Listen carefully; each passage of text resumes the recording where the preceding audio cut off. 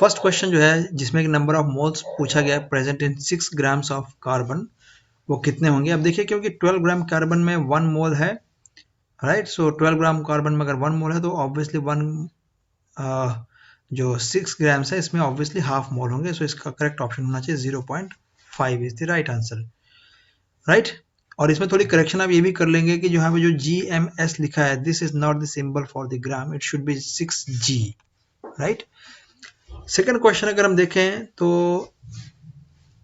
Second question है कि 1 मोल methane में क्या पॉसिबल हो सकता है। तो यहाँ पर आपके थोड़ा करेक्शन है कि जो है 23 जो दे रखा है that is the power of 10 raise to the power 23 है। तो 1 मोल मीथेन है मीन्स कि CH4 है। तो इसमें क्या आपके पास H दिख रहे हैं, यस। तो H हमारे पास कितने हैं, 4 हैं। So it should B 4 gram atoms और 4 मोल एटम्स, राइट। ग्राम एटम को हम मोल बोलते हैं। और यहाँ फिर से मैं करेक्शन बताऊंगा कि यहाँ पे जो ग्राम है इसका अगेन सिंबल जो है it should be G not GM, right. So ये इसका करेक्ट ऑप्शन है। The electron of the same orbitals can be distinguished by, because अगर एक ऑर्बिटल में सेम ऑर्बिटल में इलेक्ट्रॉन्स हैं तो उनके जो स्पिन क्वांटम नंबर्स हैं वो आपस में रिवर्स होंगे, राइट। सो ये सही ऑप्शन है कि स्पिन क्वांटम नंबर ही इसका सही आंसर। इस क्वेश्चन में पूछा गया कि बोहर मॉडल हाइड्रोजन का जो था इसमें कौन सा पार्ट जो है वो गलत है। तो इसका फर्स्ट पार्ट ही गलत है क्योंकि energy of the electron in the orbit is quantized, ऐसा बोहर मॉडल में कहा गया था। ओके, सो जो क्वेश्चन नंबर 4 है, विच of the following statement does not form the part of the Bohr model. देखिए बोहर मॉडल आया था 1913 में, और इसमें जो ऑप्शन आपको पास दे रखे है कि energy of the electron in the orbit is quantize, ये वाकई सही है। Electron in the orbit nearest to the energy has lowest energy, yes ये भी सही है बिकॉज न्यूक्लियस के क्लोज होगा। Electron revolve in different orbit around the nucleus, right, ये बात भी सही है। अब बच गया हमारे पास फोर्थ पार्ट। तो ऑब्वियसली जो फोर्थ पार्ट है वो ही बोहर मॉडल का पार्ट नहीं है, और ये है हाइजेनबर्ग्स अनसर्टेनिटी प्रिंसिपल। तो आप देख सकते हैं कि जो हाइजेनबर्ग्स अनसर्टेनिटी प्रिंसिपल है ये बोहर मॉडल के बाद आया था 1928 में। सो इसलिए जो है ये इसका पार्ट नहीं हो सकता है, राइट। सो इसका इनकरेक्ट पार्ट जो है वो डी पार्ट होना चाहिए। ए subshell with N6 and L2, मतलब ये हो गया कि ये 6D की बात हो रही है। तो 6D में मैक्सिमम कितने इलेक्ट्रॉन्स हो सकते हैं, केवल 10 इलेक्ट्रॉन हो सकते हैं, राइट, क्योंकि D में 5 ही ऑर्बिटल होते हैं। तो इस कारण से D में जो है केवल 10 इलेक्ट्रॉन हो सकते हैं। Electron configuration, right, not electronic, it should be electron configuration. Okay, तो ये ऑक्सीजन के इलेक्ट्रॉन कॉन्फ़िगरेशन है। ये सभी जो है ये इलेक्ट्रॉन्स के नंबर जो ऊपर पावर के फॉर्म में लिखे जाएंगे। Okay, which rule will configuration be violating, right? The electron configuration is written as 2p4. Which rule will this configuration be violating? तो इसका आंसर है none of the above, right? ऐसा नहीं कि हंस रूल वायलेट हो गया। अब जैसे यहाँ पे टिक किया गया हंस रूल, बिकॉज जो 2p4 है, 2p4 में जो इलेक्ट्रॉन्स आप इसमें प्लेस करते हैं वो आप इस तरीके से प्लेस करते हैं, तो इसमें कोई भी रूल इसमें वायलेट नहीं होता है। सो इसका आंसर है none of the above। Element जिसका एटॉमिक नंबर 35 है वो कौन है, वो है केवल ब्रोमीन। तो ये बहुत ही सिंपल है, 35 ब्रोमीन का है और इसका रिवर्स 53 आयोडीन का है, राइट। तो यहाँ पे ब्रोमीन के बारे में पूछा गया है कि इसका एटॉमिक नंबर जो है 35 होता है, किस ब्लॉक से बिलोंग करता है। Yes, it is from the P block and इसका ग्रुप होगा 17, राइट। और इसका जो पीरियड होगा वो होगा 4th period, alright. First ionization potential पूछा गया आपके पास, ये पूरा पी ब्लॉक में सॉरी जो सेकेंड रो एलिमेंट्स हैं starting from the beryllium to oxygen ये गिवन है। तो देखिए जो बोरोन है, बिकॉज बेरिलियम एंड बोरोन में अब बड़ा सिंपल है, बेरिलियम में से और बोरोन में से ये इलेक्ट्रॉन जो हैं S एंड P में से रिस्पेक्टिवली निकलते हैं, जिसके कारण जो बेरिलियम की जो आयोनाइजेशन पोटेंशियल है that is always higher than the boron, right. और जो नाइट्रोजन है, नाइट्रोजन की जो ionization potential that is higher than oxygen as well as from carbon. So इस हिसाब से सबसे पीछे होगा बोरोन एंड सबसे आगे होना चाहिए नाइट्रोजन। सो ऐसा है केस हमारे पास केवल एक, फर्स्ट केस इसका करेक्ट ऑप्शन हो गया। विच of the following generally decreases along the period, right. So when you move when you observe along the period, तो इनमें से कौन सी चीज है वो जो डिक्रीज हो जाती है? तो इसका आंसर है metallic character, right. Because periodic table में आपके पास जो मेटल्स हैं वो राइट साइड लेफ्ट साइड में है, और इस साइड राइट साइड में आपके पास नॉन मेटेलिक्स हैं। सो मेटेलिक करेक्टर विल डिक्रीज, और जैसे यहाँ दे रखा है electron affinity, so electron affinity will increase, right? So this will increase. Okay, अब है question number 10, the group number of valence electron, valency of an element with atomic number 15. atomic number 15 का मतलब ये हो गया phosphorus, right? So atomic number 15, इसका group भी है 15, कितनी अच्छी बात है, इसका ग्रुप भी है 15 और atomic number भी है 15, right? ओके, सो पहले है ग्रुप नंबर, तो ग्रुप नंबर 15 हो गया, और वैलेंस इलेक्ट्रॉन इसके 5 हो जाएंगे, और इसकी जो वैलेंसी है वो 3 होगी। So that is the B option is the right option. The hybrid state of sulphur in SO2 molecule. देखिए सल्फर के दो ही ऑक्साइड्स हैं, एक है सल्फर का डाइऑक्साइड, एक है सल्फर का ट्राइऑक्साइड। तो इन दोनों में ही सल्फर की जो हाइब्रिडाइजेशन है दैट इज ऑलवेज sp2, और सल्फर का कोई भी ऑक्सो एसिड होगा, कोई भी ऑक्सो एसिड, जैसे कि sulphuric acid, sulphuric acid, thio sulphuric acid, pyro sulphuric acid, या कार्बोल एसिड, मार्शल एसिड, कोई भी एसिड होगा तो उन सभी में sp3 होना चाहिए, राइट। इस बिहाफ पे जो इसका ऑप्शन होगा correct option that should be A. Which combination will give the strongest ionic bond? तो स्ट्रॉन्गेस्ट आयनिक बॉन्ड के लिए आपके पास वो चाहिए एक केटायन और एक एनायन, और केटायन का साइज होना चाहिए शुड बी बिगर, और एनायन का साइज होना चाहिए स्मॉलर। सो ऐसा केस है केवल पोटेशियम एंड ऑक्सीजन के केस में, right. Which compound is covalent? Which of the following compound is covalent? So इनमें से जो मैक्सिमम कोवेलेंसी है वो केवल हाइड्रोजन की है, बिकॉज दोनों ही एटम जो है वो सेम है, तो इसमें कोई पोलैरिटी नहीं, no polarity. So this is maximum covalent, this is 100% covalent, 100% covalent, right. बाकी सभी के सभी जो है वो आयनिक हैं। Resonance structures can be written for, right. तो किसका रेजोनेंस स्ट्रक्चर हमने देखा हुआ है? हमने केवल ओजोन का ही रेजोनेंस स्ट्रक्चर देखा हुआ है, राइट। सो ओजोन के रेजोनेटिंग स्ट्रक्चर्स आपने बुक्स में देखे हुए हैं, सो ओजोन का ड्रॉ हो सकता है। बाकी अमोनिया, मीथेन और वाटर के रेजोनेटिंग स्ट्रक्चर्स नहीं बनते हैं, राइट। सो इसका करेक्ट ऑप्शन है ozone.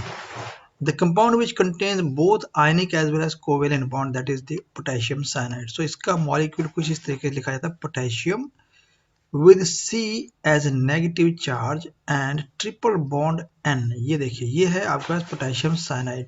So here is the ionic bond and here is the covalent bond. Oxidation state of osmium in OS4 is +8. Why? Because of the rules. तो लेकिन आपको ये बात बता दूं कि osmium is the only element that forms +8 stable oxidized form, stable state है इसकी +8। बाकी और लोग भी बना सकते हैं, और भी एलिमेंट्स जो बना सकते हैं, लेकिन सबसे स्टेबल कौन है? वो केवल ऑस्मियम टेट्राऑक्साइड है। एंड ऑस्मियम टेट्राऑक्साइड जो है OSO4 is used as oxidizing agent, right. Because इसका ऑक्सीडेशन नंबर इतना हाईएस्ट है कि इसके ऊपर इससे हायर मींस +8 से हायर जो है वो एग्जिस्ट ही नहीं करता। So it can go down, therefore जो osmium tetroxide it can act as only oxidizing agent. In which of the following case the manganese does exhibit the highest oxidation number? केवल oxides, right. और आप इसमें देख सकते हैं कि आपके पास यहाँ पे एक कंपाउंड है CKMnO4 जिसमें मैग्नीज का ऑक्सीडेशन नंबर है +7। ये आपको कैलकुलेट करके देखना पड़ेगा। In which of the following properties hydrogen does not show similarities with the alkali metals, right? So electropositive character, reducing nature, electron configuration, diatomic nature of the molecule. आपको लिखा है कि कौन सी चीज है जो कि सिमिलैरिटीज नहीं शो करती विद अल्कली मेटल्स। तो इसमें देखिए इलेक्ट्रोपॉजिटिव करेक्टर है हाइड्रोजन का, hydrogen can act as H positive ion, but जो डायटोमिक नेचर है हाइड्रोजन का, आप देख सकते हैं कि अल्कली मेटल्स में डायटोमिक नेचर्स नहीं होते हैं। सो इसका है कि डज नॉट शो सिमिलर, तो वो है डायटोमिक नेचर, राइट। सो ये इसके साथ सिमिलर नहीं है। विच of the following is not an isotope of hydrogen? Well protium, deuterium, tritium तीनों आइसोटोप्स हैं, केवल ऑर्थो पैरा हाइड्रोजन है जो कि न्यूक्लियर स्पिन बेस्ड होते हैं, तो ये आइसोटोप्स नहीं है। नेक्स्ट क्वेश्चन है syn gas is a mixture, बहुत सिंपल है, carbon monoxide and hydrogen, right.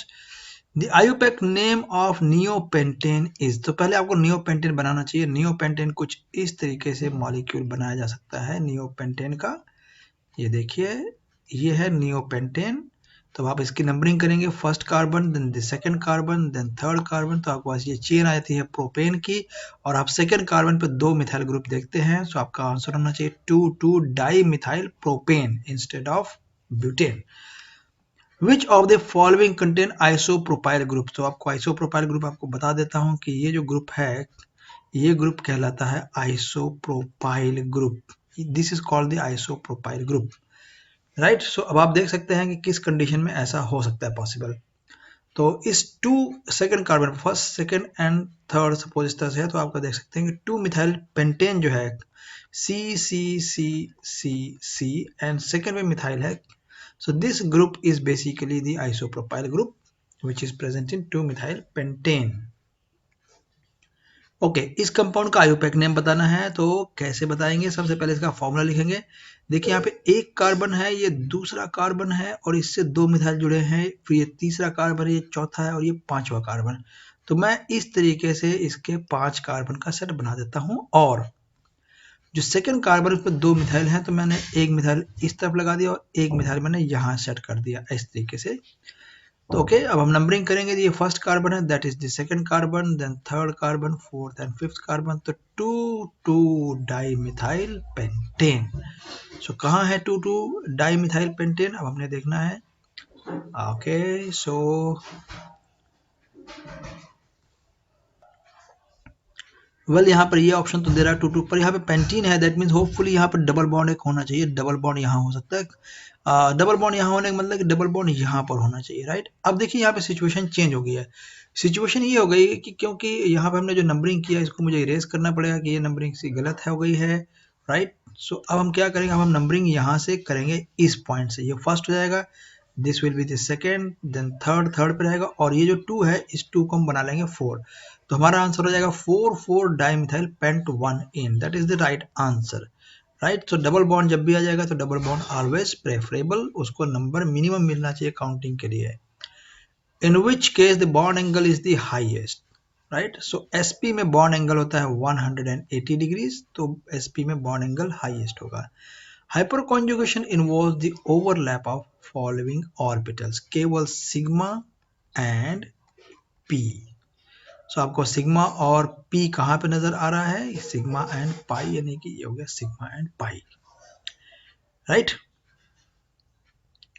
Okay, what is the weight of the oxygen required for the complete combustion of 2.8 kilogram of ethylene, right. So आपके पास ethylene का पता होना चाहिए कि ethylene हम किसे कहते हैं। देखिए ये है फॉर्मूला इथिलीन का, और ओके यहाँ पे C2H4, जब आप इसको ऑक्सीजन से बर्न करते हैं, राइट, तो यहाँ पर आपके पास बनेगा कार्बन डाइऑक्साइड प्लस आपके पास बनेगा वाटर साथ में, राइट। और आज जब आप इसको बैलेंस कर लेंगे तो आपके पास यहाँ पे 2, यहाँ पे 2 आ जाएगा, और यहाँ पर आपके पास आ जाएगा यहाँ पे 4, 5, 6, यहाँ पे आपके पास आ जाएगा 3। ओके, अब जो इथिलीन है आप देखेंगे इथिलीन का जो मास है, राइट, इथिलीन का मास बड़ा ही सिंपल है। आप यहाँ पे देख सकते हैं कि यहाँ पे 2 कार्बन है, तो मैं बस 14 टाइम्स 2 करूंगा तो मुझे मिल जाएगा 28, राइट। सो इसका मास हो गया 28, और 28 के लिए आपके पास देखिए 3 ऑक्सीजन है, यानी कि 3 गुना O2 के लिए मास हो जाएगा 32, राइट।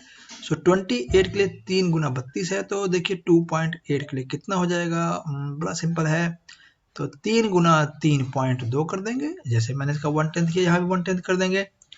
ओके, सो अब आपके पास देखिए जो आंसर आना चाहिए वो 3 into 3 मीन्स 9, सो आपका आंसर हो गया सी, राइट। ओके, नेक्स्ट क्वेश्चन है the total number of ions present in calcium chloride, और वो भी इसका 111 ग्राम। अब देखिए 1 मोल है, तो ऑब्वियसली 1 मोल के अंदर 1 मोल तो कैल्शियम का ही आ जाएगा और 2 मोल क्लोराइड के आ जाएंगे, तो टोटल हमारे पास हो जाएंगे 3 मोल। सो इसका सही ऑप्शन क्या है कि टोटल आयंस पूछे हैं, ना कि पॉजिटिव आयंस पूछा है। ये ions means both positive and negative, so इसका करेक्ट ऑप्शन होगा 3 mole. The number of atoms present in half mole of nitrogen is same. देखिए नाइट्रोजन ये है, अगर आप इसका 1 मोल लेंगे तो इसमें 2 मतलब 1 मोल मॉलिक्यूल में 2 मोल एटम के मिलेंगे और आधे मोल नाइट्रोजन में 1 मोल होगा नाइट्रोजन के atom, right. Is same as 1 mole atom हमें चाहिए तो 1 मोल एटम किस में है, 12 ग्राम कार्बन में है, which is the 1 mole of carbon atoms, right. Okay, the energy of the electron in the third orbit of hydrogen is, okay. So ये question बहुत ही सिंपल है। अब देखिए हाइड्रोजन की जो एनर्जी है वो बड़ी सिंपल है, 13 12 माइनस 328 माइनस 145 माइनस 82, ये है तो आपके पास थर्ड ऑर्बिट की एनर्जी है minus 145। So here is the answer. अब जिनको नहीं समझ में आया वो लोग ऐसा कर सकते हैं, माइनस 13 12 डिवाइड बाय थर्ड यानी कि 9 यानी 3 का square, and you will get this result. According to the Bohr model, angular momentum of an electron in the third orbit is, क्या होगा, तो क्योंकि एंगुलर मोमेंटम है NH बाय 2 पाई, तो अब आप देख सकते हैं कि it should be 3 by 2 times h by pi, तो 3 बाय 2 होता है 1.5, so here is the answer, it is 1.5 times h by pi. Electron energy, it should not be electronic energy, आप यहाँ ध्यान रखना, it should be electron energy, it is negative, okay, it is negative, यहाँ पर होना चाहिए it has negative sign, ना कि एनर्जी नेगेटिव है, वेल कोई बात नहीं। Electron energy is negative, right, because इसलिए बिकॉज जो न्यूक्लियस है, न्यूक्लियस से जो इलेक्ट्रॉन है, when the electron is at very far distance, very very far, so there is no interaction, basically no interaction and hence zero energy। so ये कहाँ पे लिखा हुआ है, electron is at infinity distance from the nucleus and decreases as the electron come closer to the nucleus, so this is the right answer, right। okay, in comparison to the parent atom the size of cation is smaller but anion is larger, इसमें कोई doubt नहीं, बिल्कुल सही answer है। Strongest reducing agent इनमें से कौन होगा, देखिए जो स्ट्रॉन्गेस्ट रिड्यूसिंग एजेंट होगा उसकी जो ionization enthalpy should be lowest, right. Okay, so इनमें से सबसे स्ट्रॉन्गेस्ट रिड्यूसिंग एजेंट कौन होना चाहिए, तो अब आपके पास देखिए सबसे बिगेस्ट साइज में कौन आता है इसमें से, सो इसका आंसर है potassium, right. Strongest reducing agent potassium होगा। आप इसमें बेरियम के बारे में डाउटफुल हो सकते हैं, बेरियम के बारे में, बट बेरियम देखिए क्योंकि बेरियम के s में 2 इलेक्ट्रॉन्स है तो बेरियम के लिए ये थोड़ा सा मुश्किल हो जाता है कि वहां से इलेक्ट्रॉन रिमूव करें, और वैसे भी पोटेशियम जो है रिड्यूसिंग एजेंट यूज होता है, ये आप काफी सारे ऑर्गेनिक रिएक्शन में आप देख सकते हैं, right. So barium is not the right answer. हाँ, पर अगर ये पूछा जाए कि आपके पास पूरे पीरियोडिक टेबल में जितने भी ग्रुप 1 है, ग्रुप नंबर 2 है, इनमें से strongest reducing agent in whole of the complete में कौन सबसे स्ट्रॉन्गेस्ट रिड्यूसिंग एजेंट है, that one is the lithium, right. अब आप एक बात ध्यान रखना कि लिथियम की जो आयोनाइजेशन एनर्जी है that is not the lowest ionization energy, तो लिथियम किससे ज्यादा आयोनाइजेशन एनर्जी है, सोडियम की, नो लिथियम की आयोनाइजेशन एनर्जी ज्यादा है सोडियम से, सोडियम की ज्यादा है पोटेशियम से। अभी मैंने पोटेशियम का केस यहाँ पे सेलेक्ट किया हुआ है, लेकिन अगर आपको कंप्लीटली अगर ओवरऑल सबसे बेस्ट रिड्यूसिंग एजेंट चाहिए तो वो है लिथियम। अब ये ऐसा क्यों होता है कि लिथियम की आयोनाइजेशन एनर्जी इन सब में हाईएस्ट होने के बावजूद भी एक स्ट्रॉन्गेस्ट रिड्यूसिंग एजेंट बनता है, because of its higher hydration enthalpy, right. ये पॉइंट थोड़ा सा क्लास में डिस्कस करने वाला है, अब मैंने इसको लिख दिया, पर आपके पास यहाँ पे लिथियम ऑप्शन होना चाहिए। ये क्वेश्चन इतना कॉमन और इतना इजी है कि क्वेश्चन कभी एग्जाम में आया ही नहीं, ना आएगा कभी। Which of the following hydrides are generally non-stoichiometric in nature? So वो है interstitial hydrides। interstitial spaces क्या होते हैं कि जब एटम्स, मेटालिक एटम्स जब इस तरीके से कंबाइन होते हैं तो आप देख सकते हैं कि उनके बीच में जो स्पेसेस हो जाती है, जो टाइनी स्पेसेस यहाँ बच जाती है आपके पास, ये जो टाइनी स्पेसेस है, इन स्पेसेस को हम बोलते हैं इंटरस्टिशियल, और इन छोटे छोटे टाइनी स्पेसेस में वो टाइनी एटम्स लाइक हाइड्रोजन ये सब लोग ट्रैप हो जाते हैं, और इन्हीं कारण से बनता है इंटरस्टिशियल हाइड्राइड। इसीलिए ये नॉन स्टोइकोमेट्रिक होते हैं, इनका कभी भी कोई मॉलिक्यूलर फॉर्मूला नहीं बनता जैसे नॉर्मल दूसरे कंपाउंड्स का होता है। In what respect the electron configuration of hydrogen and halogen are similar, right. So इसका रीजन ये है कि अगर दोनों ही एक एक इलेक्ट्रॉन गेन करते हैं, अगर हाइड्रोजन एक गेन करता है तो हाइड्रोजन जो नियरेस्ट नोबल गैस हीलियम में कन्वर्ट हो जाता है, और जो भी हेलोजन है जैसे आयोडीन है, ब्रोमीन है, या फ्लोरीन है, तो इस तरीके से ये लोग भी अपने नियरेस्ट नोबल गैस में कन्वर्ट हो जाते हैं। तो इसका आंसर होना चाहिए B, hydrogen and halogen have 1 electron less than the noble gas configuration, right. Okay, very pure hydrogen 99% pure can be made by which of the following processes? तो यहाँ पे दे रखा है कि electrolysis of water, natural hydrocarbon, salt hydride, methane with steam. तो इसका correct option है electrolysis of water. Which of the following statement is correct regarding the hydrogen? Hydrogen shows +1 and minus oxidation state. Yes, it is correct.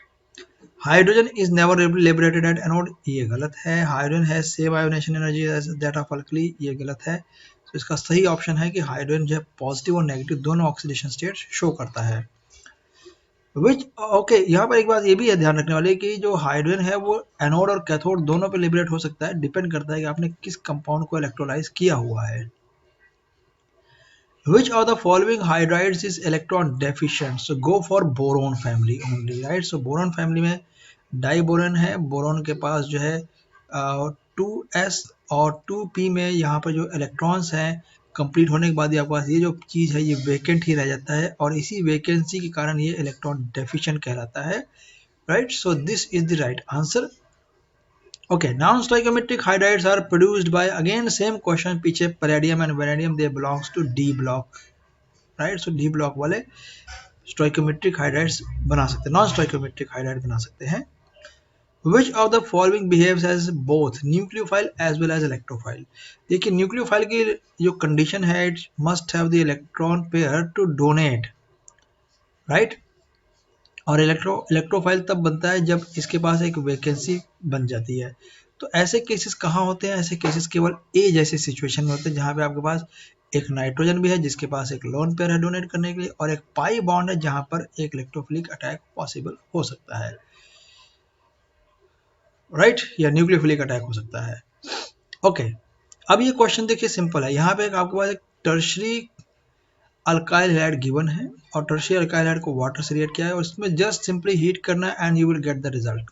आप देख सकते हैं कि इस bromine को केवल सब्स्टिट्यूट कर दिया गया है OH से, ना कि इसमें कुछ इलिमिनेट हुआ है। तो इसका आंसर है सब्स्टिट्यूशन रिएक्शन। बड़ा ही सिंपल है, सब्स्टिट्यूट हुआ तो सब्स्टिट्यूशन रिएक्शन। ओके, नेक्स्ट है आयोपेक नेम इस कंपाउंड का। तो सबसे पहले मैं इस कंपाउंड को यहाँ पे ड्रॉ करूंगा। देखिए यहाँ मिथाइल है, ये फर्स्ट कार्बन, ये सेकेंड कार्बन और सेकेंड के बाद ये थर्ड कार्बन और थर्ड से बड़े 2 कार्बन। तो मैं इसको ऐसे जोड़ूंगा 1 2 3 कार्बन। देखिए फर्स्ट कार्बन, ये फर्स्ट कार्बन, सेकेंड कार्बन, ये सेकेंड कार्बन, थर्ड कार्बन, ये थर्ड कार्बन और थर्ड पे 2 मिथाइल ग्रुप लगे हैं। तो मैं थर्ड को ऐसे एक्सटेंड कर दूंगा, ये 2 मिथाइल हो गए और सेकेंड कार्बन पर एक डबली बॉन्डेड ऑक्सीजन भी लगा हुआ है, राइट। अब हम नंबरिंग इसकी कैसे करेंगे? नंबरिंग आपने ऐसा करना है कि जहां से कि आपको एक कीटो ग्रुप पहले में नजर आ जाए। तो पहले कहां से नजर आएगा? It should be from this side. So इसकी नंबरिंग जो मैंने कर रखी है ऑलरेडी सही है, बस आपको थोड़ा एक्सटेंड करना है। ये 3 था तो ये चौथा एंड हो गया और ये आपके पास एक बन गया मिथाइल। तो इसका आंसर होना चाहिए कि 3 पे मिथाइल है और ये ब्यूटेनोन है, राइट। सो इसका ऑप्शन है 3 पे मिथाइल है और ये ब्यूटेनोन है। ब्यूटेन 2 ऑन कह लो चाहे ब्यूटेनोन कह लो, one and the same thing. Which of the following is the correct IUPAC name? ये क्वेश्चन थोड़ा सा लेंथी हो सकता है आपके लिए क्योंकि यहाँ पे आपको दे रखा है 3 इथाइल 4 डाई मिथाइल हेप्टेन। क्या ये पॉसिबल है? Yes it is possible, right, it is possible, right. 4 di methyl 3 ethyl heptane. अब यहाँ पे आप देख सकते हैं कि पहले मैं हेप्टेन ड्रॉ करूंगा, कैसे पॉसिबल हो सकता है ये देखिए ये हेप्टेन है तो ये फर्स्ट कार्बन है, ये सेकंड कार्बन है, ये थर्ड है। तो थर्ड कार्बन पे मैंने इथाइल ग्रुप लगा दिया और 4 पे मैंने मिथाइल लगा दिया, ऐसे और ऐसे, राइट। अब आप देखेंगे नंबरिंग आप किधर से करेंगे? नंबरिंग आप इसी तरफ से करेंगे क्योंकि यहाँ से आपके पास पहले ग्रुप आ जाता है, राइट। सो इसका करेक्ट ऑप्शन हो गया फर्स्ट। और क्योंकि काफी भयानक क्वेश्चन है तो मैं इसको आगे सॉल्व फर्दर लोगों को नहीं करके दिखाना चाहता, बस ये आंसर सही आ गया, it's okay. Question number 44, which of the following carbon is most stable? Most stable कौन सा होगा कार्बन? देखिए सभी के पास एक एक नेगेटिव चार्ज है, राइट, इसमें कोई डाउट नहीं है, लेकिन केवल एक डी ऑप्शन ही ऐसा है जिसमें कि ये नाइट्रो ग्रुप लगा हुआ है और ये जो नाइट्रो ग्रुप है वो इसके इलेक्ट्रॉन के लिए विद ड्राइंग ग्रुप बन जाता है। Means electron with drawing group stabilises क्या कार्ब एनायन, अगर ये कार्ब केटायन होता तो ये इसको डिस्टेबलाइज कर देता, राइट। अब आ जाते हैं, बात है असर्शन रीजन की। सो पहला स्टेटमेंट है, it is impossible to determine the exact position and exact momentum of an electron simultaneously, this is correct statement. Path of the electron in an atom is clearly defined, this is not correct. So यहाँ पे क्या है कि जो assertion है वो correct है और रीजन जो है कंप्लीटली इनकरेक्ट है। Okay, radius of first orbit of hydrogen is 53 picometre, जिसको कि यहाँ पे एंगस्ट्रॉम में डिफाइन किया है, वो भी ठीक है। Radius of each circular orbit is defined by n square by z, so the reason and assertion both are correct and explained in correct way. 47th, lone pair repulsive interaction are greater than lone pair bond pair and then bond pair bond pair, obviously assertion सही है। space occupied by the lone pair of the electron is more as compared to the bond pair, और reason भी सही है, तो इसका option है assertion and reason both are correct। Okay, ये क्वेश्चन थोड़ा खास है। pi bonds are weaker than sigma bonds, right? pi bonds are found by the overlapping of pp orbital along their axis, ये है along their axis, this is not possible, right? Along their axis means along to the nucleus, right? So assertion is correct, reason is incorrect, right? Assertion is correct, reason is incorrect, because pi bonds are formed by the overlapping of p orbital, right, parallel to their axis, ये है इनका axis, ये है कहलाएगा axis, और ये इनके parallel हो गए, राइट, perpendicular to their axis, right. इस क्वेश्चन में काफी खास बात है, जब मैं क्लास में होऊंगा तो आप इसमें पूछ लेना कि इसमें क्या स्पेशल बात है, तो वो मैं आपको बता दूंगा, पर ये मैं पर्सनल लेवल पे बता सकता हूँ बिकॉज ये थोड़ी स्पेशल चीज है।